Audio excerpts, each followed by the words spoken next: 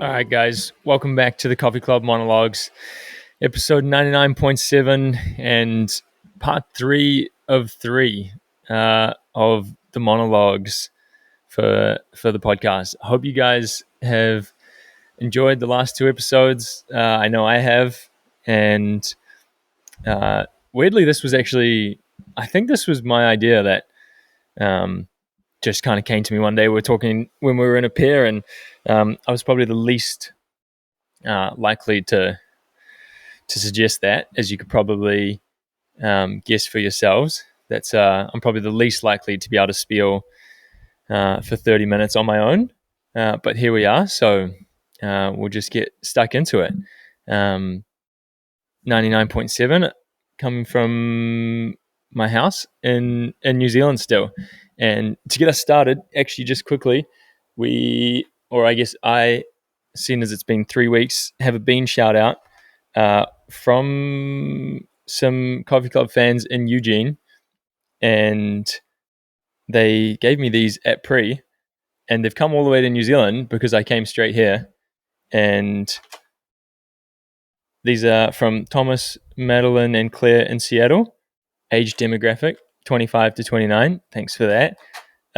Herkimer Coffee espresso blend. So thank you guys for bringing those out. I kept them all for myself, seeing as I haven't seen Ollie and Morgan. They're probably not going back to the US. So I got lucky on that one. So thanks for those. So this is coming to you guys a few weeks after pre now, and this is probably my longest stint away from the pod. I think we've all had a week off here and there, but had a nice break from what turns out is everything in the running world, including the podcast. And so I'll try and go in a bit of chronological order, go back to a bit of a recap of pre, as well as a little bit of drama that unfolded, trying to get back to New Zealand straight from Eugene. I'll fill you guys in, and then a couple little life snippets from New Zealand, and then a couple of main topics to round the monologue out, and then we'll keep it generally pretty short. Probably. I hope you guys enjoyed, and looking forward to getting us all back together in Boulder. And I actually don't know. Is that next week? Could be next week, but possibly not till the week after. Actually, don't want to get you guys' hopes up too early. But yeah, finish the season up a couple of weeks ago in Eugene. Great spot for the pre-classic. So the first Diamond League final on US soil, and it was a really good trip actually, and generally a pretty good trip for the team. I've been at the last 2 Diamond League finals in Zurich, and it's a pretty cool way to round the season out. And I think a good conclusion to what I feel like we keep repeating on here is that trying to bring more importance and more hype to what we call the regular season in track and field, and trying to not take focus away from Worlds and Olympics, as they will always be. Obviously they're always going to be the main focus of the year, but I think in the regular season is such a good opportunity for athletes and for fans to get involved, more during the season, bigger number of events, and so obviously that's nice to have a finale to that at pre, and I was able to qualify in the steeple and fly the flag for the Coffee Club that weekend. And good number of OAC fans and Coffee Club fans there. I think there was a I remember hearing a textbook George chant during the race, which I think is maybe a first for that, which was pretty fun. Definitely, um, I'm sure I cracked a smile during the race for that. So appreciate you guys getting that going if any of you were there. And yeah, I was on day one of pre, and for some reason they love a day track meet in Eugene. You know, even Worlds was super early in the day for I'm guessing TV reasons, making it not so late on the East Coast and possibly in Europe. But I still think it was probably pretty bad timing in Europe. But for whatever reason, we're out in full sun and mid to high 80s, I think, out there, which is tough for distance running for some of us. Um, you know, shorter events and obviously a 5K women's world record the next day, which was just absolutely ridiculous. But I'll probably just recap the steeple real quick. And I've honestly probably forgotten what happened in most of the other events, and even my race. I can barely remember it. I went from ending the season to getting away from the sport for a couple of weeks and barely thought about it, which was kind of a nice feeling, just getting away from it all um, and having a nice mental break as well as physical.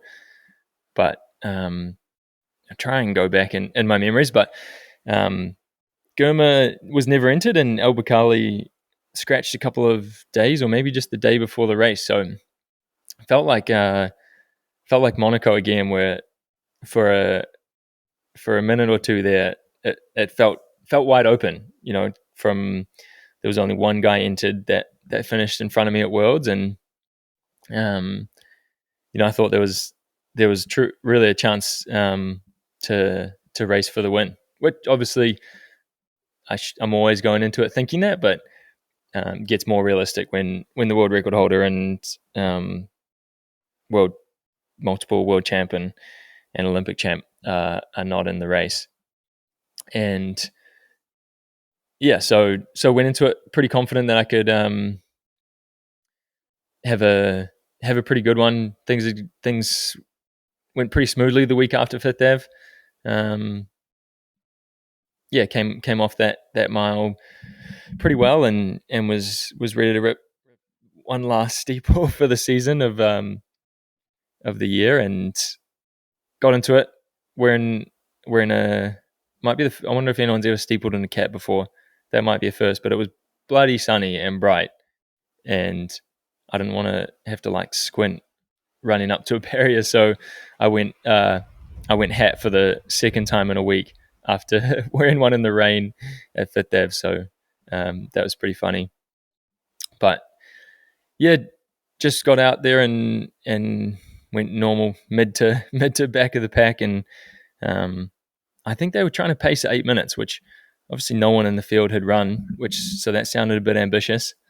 But yeah, just couldn't quite tack onto the front few guys, and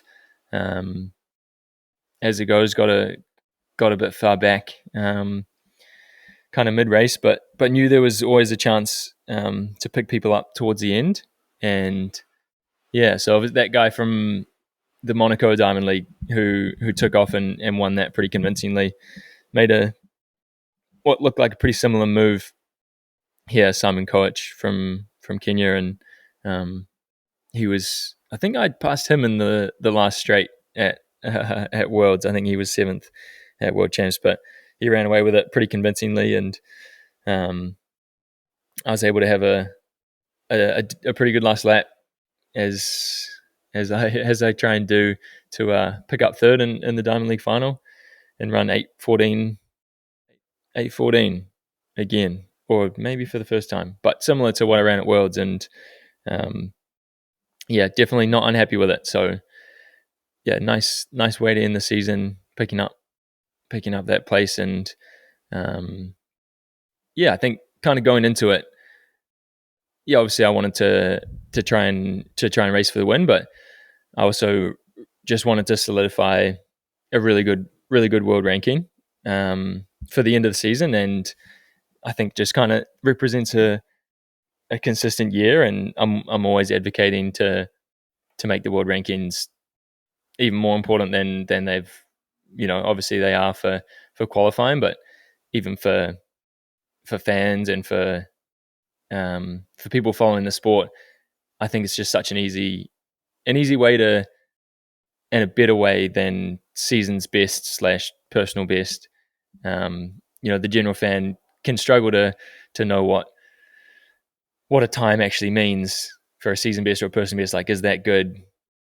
Is their season best good because, or not good because they haven't tried to run a fast one this year or whatever reason? But everyone can understand a top 10 in the world ranking. It's pretty simple. You're top 10 in the world, then there's only 10 of you. There's only 10 people in that group, and that's just such a nice way to show what level of the sport you're running at. So I think I went into the race ranked 9th in the world, and somehow I came out still ranked 9th, which I'm obviously not unhappy with. Being ranked top 10 in the world was definitely something I wanted to get to by the end of the season, just as a nice marker of what we got out of the season, but also for next year, and hopefully being able to get into a couple of bigger races earlier on, and not having to run so many steeples next year. So I just a tick in that box, but felt like maybe I could have got a little higher than 9th, but just the way the points work out,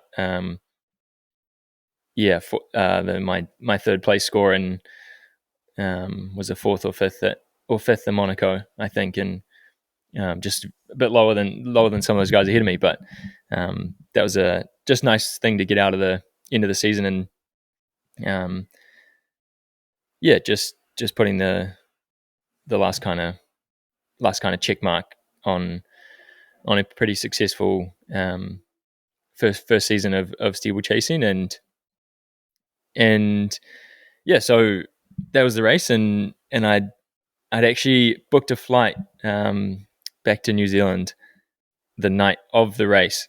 Seeing as it was a day race, I thought I'd take that opportunity and get out of there. But as the way things played out, it didn't go super smoothly. So for some reason, I was feeling a little weird in the call room.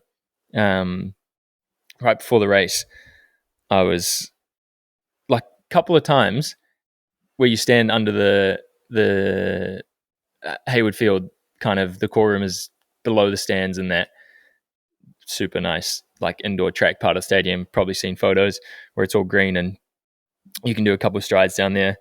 And I kind of just stride down to the end of that tunnel, and kind of felt like I had to burp or something, or like something's in my stomach, and that happened a couple of times, and I like threw up in my mouth a couple of times in the core room, which was pretty gross actually, and a little concerning. But I didn't feel that bad, and I just thought, maybe I'd got the timing wrong or something of a meal before the race, and tried to think nothing of it, and fortunately didn't notice it again during the race, and I don't think it affected me. But but it was not ideal going onto the start line after that. But it was all good during the race and didn't notice it. And then kind of few minutes after the race, back in the warm up area and trying to have a drink of water, just feeling like really, I don't know, just a bit drained, and not like I'd got super dehydrated as maybe what I thought. It's like, all right, yeah, it was quite hot, tough race end of the season, but I really I didn't feel that hot during the race, and I didn't think that would have been an issue. And But George Mills, who had an incredible race in the mile, he came out a few minutes later after their mile race, and everyone was looking a bit rough, having just ran all out race and really hot and sunny conditions. And so I tried to think nothing of it and tried to get some fluids in, but everyone was like, "Dude, you're so pale. Like, what's wrong with you? Why do you look so bad?" And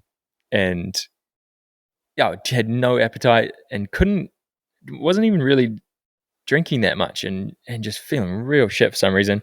So everyone left, and I was meeting up with Jenna, my girlfriend, who'd come over to the race, and jumped in the ice tub on the way out of the stadium, which actually was game changer, because I was like, my skin was super hot, and I was feeling like I was overheating or something, and that helped a bunch for a few minutes.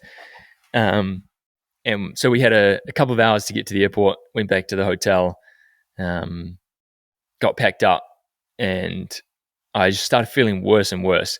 And I think it was at this point I was starting to think that it couldn't just be from the race anymore. I was like, this has gone on for probably 3 or 4 hours now, and since the race, I was like, I didn't run that hard. I wasn't that hot. And just before we were leaving the room, I was like putting on a hoodie, getting the last things, and I was like, man, I'm not feeling good. Like, I need to take some layers off. So stripped off my hoodie, took on my t-shirt, and just threw up everything I'd taken in since the race. Made it in the toilet, fortunately, and just puked my guts up for a few minutes until just dry heaving. And well, I was like, shit, that's uncomfortable. Didn't enjoy that much. But whatever, move on, get to the airport, and feeling pretty rough in the airport. Basically lying down, like, got to the Eugene airport quite early. It's small, there's no one there. Lying down on the seats, feeling like I've basically had no water, essentially, as soon as I puked everything up. No food since the race, been 6-7 hours. I'm super drained, feel super weak, and just been basically useless before getting on the flight. And, stumble onto the flight, get to San Francisco for a couple of hour layover, trying to drink some water, and like ate some pretzels in Eugene, just trying to get something in. Go to the lounge in San Fran, and just I'm like hunched over and thinking this is gonna be the worst 10 or 11 hour flight ever, but maybe just try and get on and sleep it off, and hope I feel better. Hope I feel better in New Zealand. But half an hour before the flight, starting to leave the lounge to head to the gate, and I gotta get to the bathroom again and throw up everything I've had since the hotel in Eugene again, just dry heaving everything out. Basically a whole bottle of water and some pretzels. It was real gross. Barely made it to the toilet in the airport lounge. So that was real rough. And so make it out of there. Where this is going, get to the gate to fly to New Zealand, and my passport is not in my bag and was nowhere to be found. And so didn't get on a flight to New Zealand, stuck in San Fran for 48 hours, which was not the way I wanted the season to go, or not the end of the season. I was trying to get out of Eugene real quick, straight to the airport, and maybe that's what I get for trying to get out of there early and leave all my mates in Eugene. Lost my passport for the first time ever for the amount of travel we do. It's kind of amazing, but I wouldn't recommend it. It was, apart from having an epic time in Sacramento with which we managed to get to with my best mates from college, which was a major silver lining. Losing your passport is super stressful and not very financially effective, and just generally sucked big time as we're trying to make the most of the break in New Zealand. And but I knew that it was like, when I went to grab it, I knew it wasn't in there. And fortunately, 48 hours later, figured out, or probably less because we got out of there 48 hours later, but it had fallen out of my pocket, I think, in Eugene when I was curled up on the seats trying to not throw my guts up in the airport. And luckily it got handed in at the airport.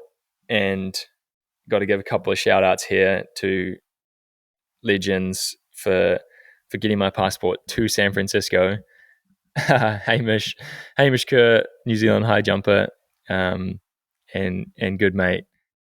Couldn't have got back to New Zealand without him picking up my airport in Eugene and telling Dathan and Alicia that I'd lost it, because I had kept that quite quiet from the team, thinking, didn't need to get back on the group chat just yet. Seeing as the season was done, and feeling not a little bit embarrassed that I actually hadn't got to New Zealand when I said I was going. So I'd kept that pretty quiet. Hamish Kerr picked it up in Eugene, was going to be on my same flight to New Zealand that night through San Fran. His flight then, I'll wrap this up quite quickly, his flight then gets delayed 8 hours from Eugene. So we're going to miss him in San Fran. Like, he's going to get my passport too late to the airport. So plan B, find someone on the next flight out of Eugene.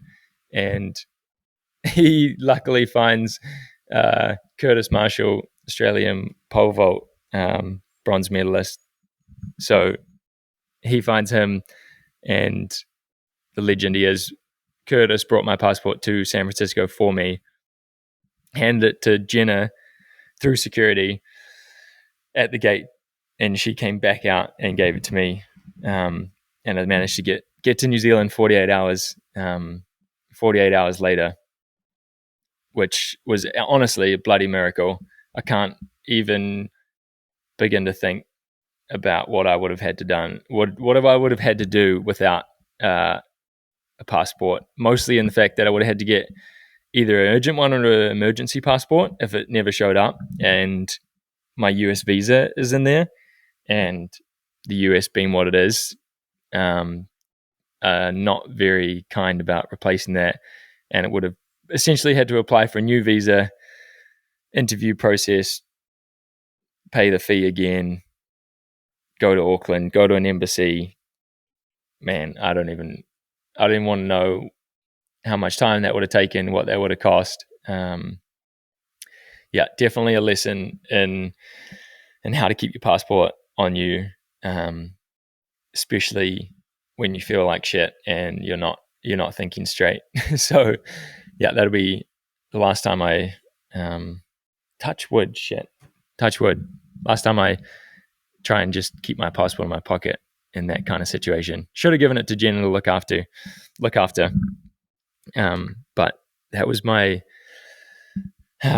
Eugene summary, which started out pretty well, good race, and then just a shocking couple of days, or at least in terms of not knowing if I was even going to make it to New Zealand for the break, or even it could have been so much worse than it was, and ended up getting really lucky and only lost 48 hours of the trip, and got to New Zealand, got to the South Island for still 5 or 6 days with Jenna, and had a nice couple of days down there, and just totally switched off from the running world and running it all. And beautiful part of the world down there.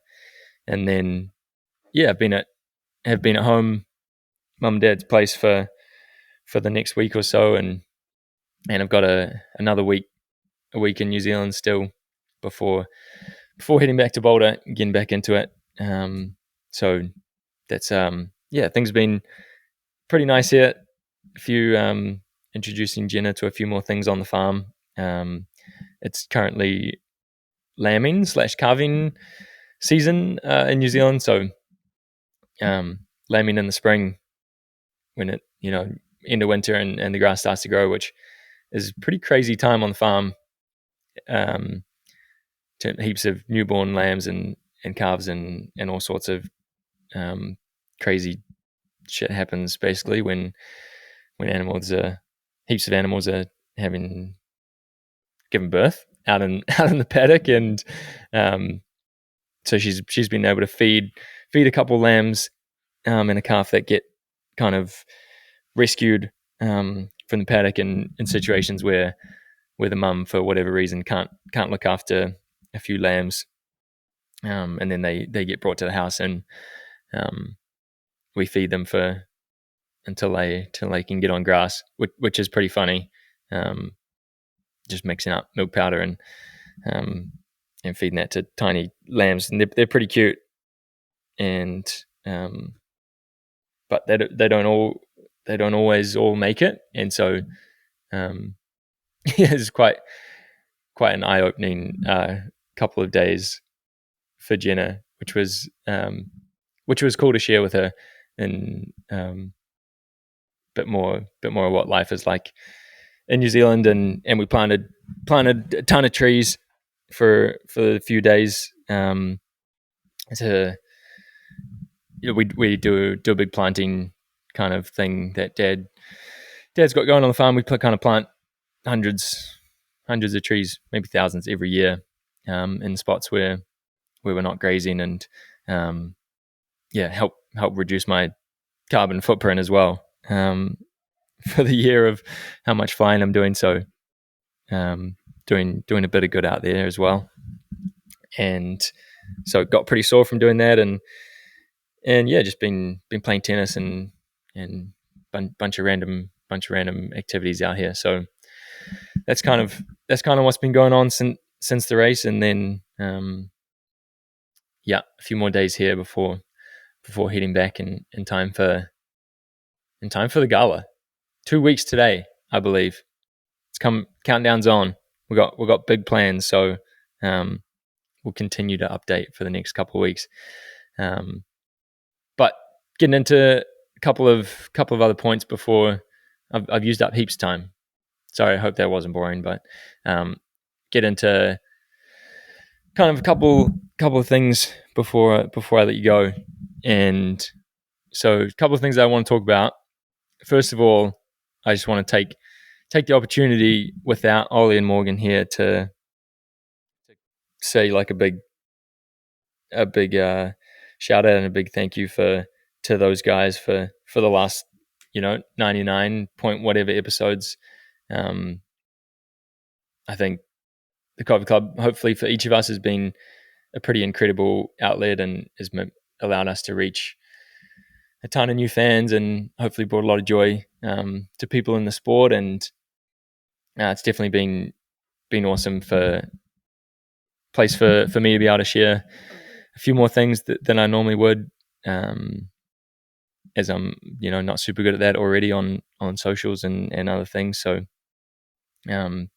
just a big thank you to those guys for making it possible for all of us to do that. And we keep showing up week after week, and hopefully continue to do so. And each of them have, now that I've spent a few years with both of them on the team and living with them for a big portion of that, and those guys are pretty incredible friends and teammates. And if you haven't already, somehow, if you've ended up here without already listening to Ollie's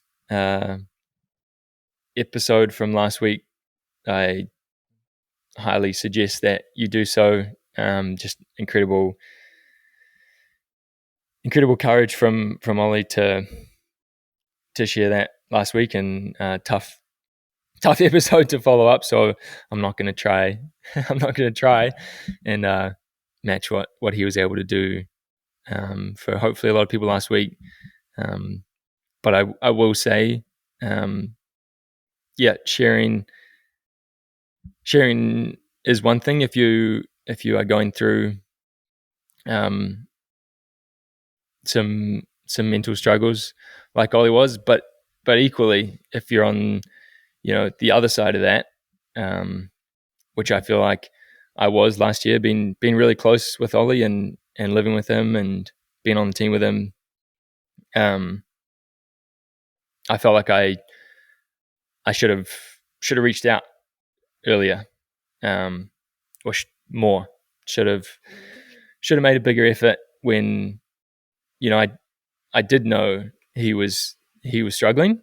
Those of us close to him, we all did, and I think it's equally, it's hard, obviously, to share that stuff, but it's so that makes it important for us to go to them and reach out. So I implore you to do so if you know someone is struggling.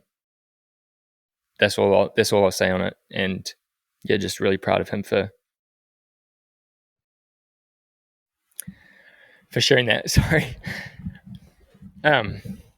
Yeah. So yeah, those guys are pretty special couple of guys, and living with Morgan early on taught me so much about probably a bit more discipline in the sport, and how much maturity he takes with him, through everything he does, and how he's probably has the most impressive, maybe up there with Mario, routine on the team, and has a lot of maturity and discipline to stick with that. And I adopted a lot of that early days living with Morgan, and in terms of sleeping and fueling, and just having a better routine when you're living this kind of lifestyle. And I have Morgan to thank for a huge amount of that, and for Ollie, I think, especially early on, he was the training partner who was at the highest level that I'd had the pleasure to train with, and just taught me a huge amount about belief, and the grit he shows in training, and just believing that you belong on the highest level in the sport. And I think Ollie showed that immensely early days on the team. Kind of he set the bar for the OAC in those in that first year, 2 years. He was competing at the highest level, and showing that he belonged, and he believed that he did, and he showed that if you act like it, you train like it, and you race as if you are one of those guys at the top of the sport, then you can make it. And now we have half a dozen, if not more on the team, more people at that level, and I think Ollie kind of set that up for all of us early on. So yeah, kudos to him. So yeah, just wanted to share that while those guys aren't on the pod. So yeah, and then other than that, in terms of getting to that level of the sport, and kind of making that jump from the college level or the elite level, but not at, I don't know, whatever it is, at the top kind of world class level. I thought I would share some of the things that I do now that are different from what I used to do in college. And I'm not advising or condemning either what I was doing then or what I was doing now, but just thought I'd let you guys know a couple of the things that have changed from kind of when I was in college, in the college level, to the level I'm running at now. And so many things obviously have not changed. It's it's running, it's still training, it's still a lot of the same things, but I think top three things probably that I do differently than than in college. Going back to what I learned from Morgan, definitely sleeping is one of those big ones that coaches and people always tell you how important that is. But I always struggled with it in college with classes and homework, and I was always the kind of person to stay up, leave homework till after dinner and just do it until it was done, and whatever time that meant, I was going to sleep. And then if there's an 8 a.m. class, you got to be up and running before that. So just looking back, I can tell that my sleep quality was pretty average when I was running at NAU. And I remember learning that the biggest way was when I was on my engineering capstone. I was on the steel bridge competition team. It's like a national kind of competition thing. You build a model steel bridge. Not worth explaining on here, but any engineers will possibly know what I'm talking about. But we're building that actually during the indoor season that I won nationals somehow. So maybe that's not a good representation. But I remember after indoor nationals, kind of through March, April, we had to get it done by April, and we were spending big nights out at our workshop building this thing. And I was getting, maybe 5 or 6 hours sleep, and then a few actual, essentially all-nighters towards the end, in the gap between indoor and outdoor season, and trying to train, getting ready for kind of first meet of the season at Brian Clay. And I remember how hard running got with bad sleep. I'm like getting to the track, and I would like just wanted to lie down on the side of the track, and I couldn't complete a single workout for a couple of weeks there, and just realizing how big of an effect that has was crazy in learning in that fashion. So that's one of the biggest things I do now is going to sleep way earlier and making a big point to just make that your most important recovery tool. That changed a lot when I got to Boulder, and I think that's also like a misconception that pros are getting up. Professional lifestyle is getting up super early and getting shit done then, but it's actually more about we take mornings pretty easy, so we can make the most of sleeping hours. And then the other thing that I think is having a big surge at the moment is fueling and eating, and that's definitely something that even just this season has changed so much for me. I think that's the biggest difference this season from any other is fueling on runs and during workouts. And big part of that is the Morton products, but any products will do it. Just taking in carbs during workouts and long runs, and kind of whenever you can. I used to think on a long run, like a couple of sips of water was all good, and it didn't really matter if I was running for 80 or 90 minutes. So I just get it in afterwards, and similarly in workouts. But now I essentially, if anyone asks, like if I get into that kind of conversation, anyone asks how much, what's the right amount, then I would just say as much as you can get before just as much as you can without your stomach not handling it. So whatever that is, and that's been so huge just this season, especially. Like it's all about recovering for the next day and the next workout. Not even just the run you're in.